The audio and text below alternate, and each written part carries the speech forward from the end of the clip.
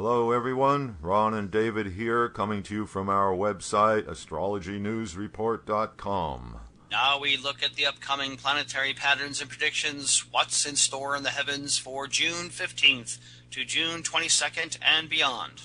The main item this week is Jupiter entering Cancer on Wednesday, June 18th. The slower moving planets don't change signs too often, so when they do change signs, it sets up a new planetary energy pattern which has effects for us here on Earth. Jupiter spends about a year in a sign. It has been in Gemini since June of last year. Now it goes into Cancer for a bit more than a year until mid-July 2015. Jupiter is considered exalted in the sign Cancer, where its best qualities are enhanced. This sounds like it should be a good thing. Having the planet of prosperity, wisdom, generosity, optimism, and opportunity in its sign of exaltation should be wonderful, or so it appears. Well, if you want to check on how wonderful, then you could just go back 12 years and see what fabulous things were going on then. Like the USA going into a full attack mode and starting a war with Iraq, and George W.'s moment of extreme hubris celebrating a premature victory with his mission accomplished stunt on the deck of an aircraft carrier. By the way, he is Cancer rising. Jupiter was in his first house. And for the USA chart, Jupiter, the planet of increase, was exalted in the 8th house of chronic long-term problems. Well, actually, that whole episode points up something often overlooked about the effects of an exalted planet. Too much of a good thing isn't necessarily good. Jupiter is the planet of optimism and confidence. Being overly confident of a positive outcome can lead to bad choices. Certainly, the Bush administration's decision to invade Iraq is a great example of too much Jupiterian energy. In any case, with that in mind, let's go through the zodiac and look at what Jupiter's transit in Cancer will do for each of the rising signs. For Aries rising people, Jupiter will be manifesting through the 4th house, the house of home, security, comforts, mother, and domestic activities. The transit of Jupiter in the 4th house is beneficial for expanding and improving one's home or acquiring assets, such as a new car. Relations with your mother, as well as her own welfare, will improve under this transit. If you move to a new home while Jupiter is in the 4th house, you will like your new place. If you are Taurus rising, Jupiter will be transiting through your 3rd house, the house of everyday activities and the immediate environment. Since the 3rd house is the house of self-efforts, Jupiter will encourage you to do more to bring your desires to fruition. Being the house of skills and talents, Jupiter's expansive energy indicates an opportunity to enlarge your skill set. For Gemini rising people, Jupiter will be affecting your 2nd house of personal finances, family relations, speech, and materiality. Usually Jupiter transiting through the 2nd house indicates an uptick in income, or at least more opportunities for earnings. Relations with family members will improve. With Jupiter's expansive energy, there could even be an addition to the family. For Cancer rising people, Jupiter is exalted in your 1st house, so a feel-good factor is front and center. Jupiter is the planet of increase and expansion. The 1st house is the body in general, so overindulgence and weight gain are indicated. On a more positive note, Jupiter, the planet of opportunity in the 1st house, gives opportunities across the board. The danger is jumping on too many bandwagons at once, getting spread too thin, resulting in exhaustion.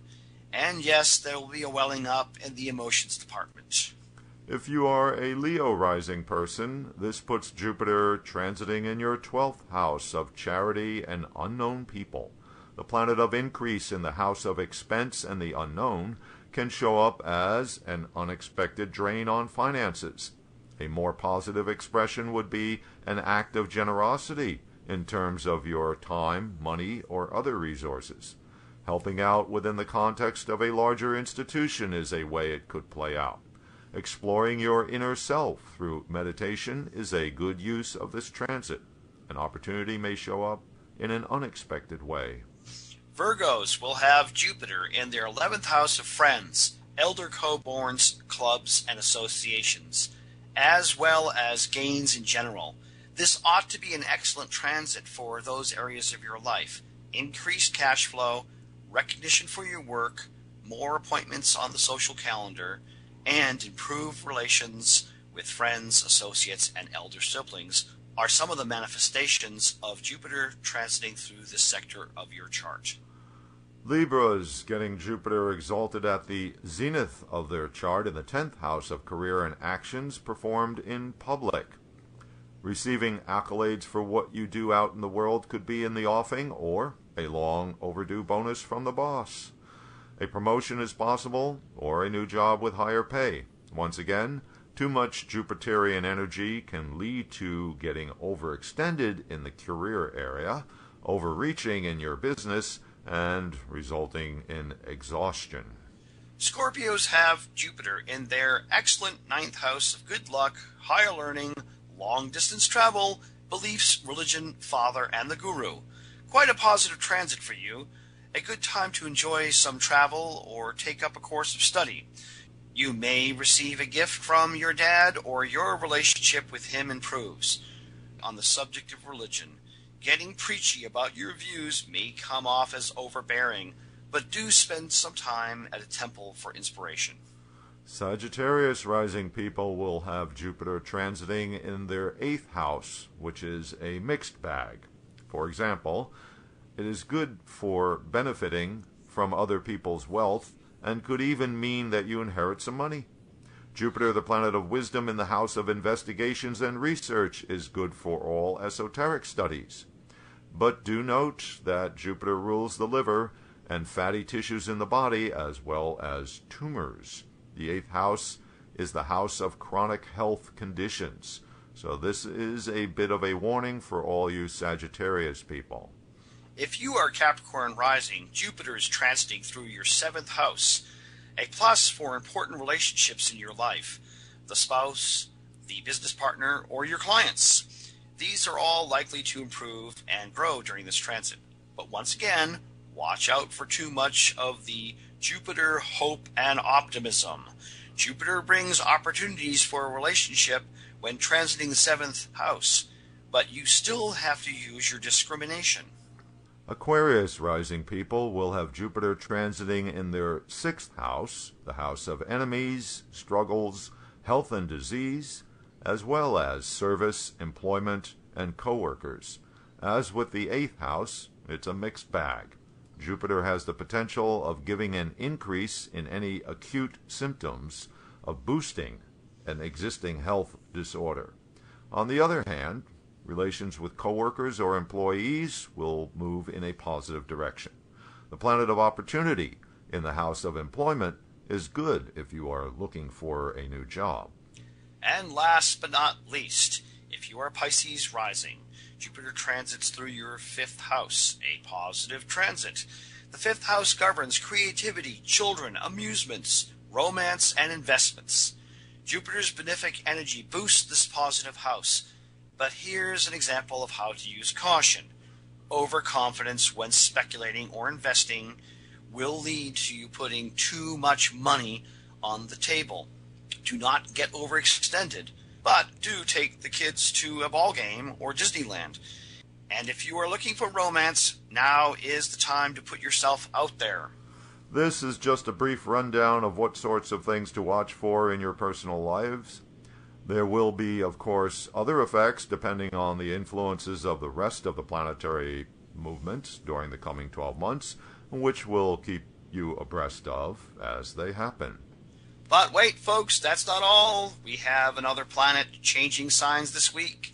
In fact, on the same day as Jupiter, Wednesday, June 18th, Venus enters Taurus. The planet of love, agreement, pleasures, guidance, and finance enters its own sign, the sign of materiality and value. A planet in its own sign strengthens the significations of that planet as well as the significations of the sign itself. The next 4 weeks, while Venus is in Taurus, will be beneficial for everything from values to romance to materiality. What's interesting here is that both Jupiter and Venus are classified as natural benefics, and both are entering signs which strengthen their benefic qualities. So this sounds pretty good, right, Ron? Yes, David, overall it is good. Both Jupiter and Venus are planets of prosperity, so there will be good news on that front. Both Jupiter and Venus are teaching planets, therefore good for learning and understanding. But too much of a good thing can be, well, too much. Jupiter is celebratory, Venus is pleasures, and with both strong, indulgence is encouraged. Too much emphasis on material gratification with a corresponding lack of attention to the higher values. Next week, we'll take a look at Venus significations as they apply to each of the rising signs. And finally, Saturday, June 21st is the Summer Solstice. This is the day of the year when the sun is most directly overhead in the northern hemisphere, also known as the date of the longest day and the shortest night, also known as the first day of summer.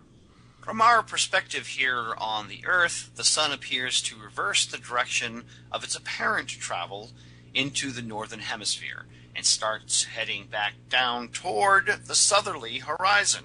For 3 days before and after the date when the sun changes direction, the energy is considered very weak for new beginnings. Therefore, June 18th to 24th are best avoided for starting any significant new endeavors. And that will do it for this week. Thanks for visiting astrologynewsreport.com. Now on to segment 3 of this week's show.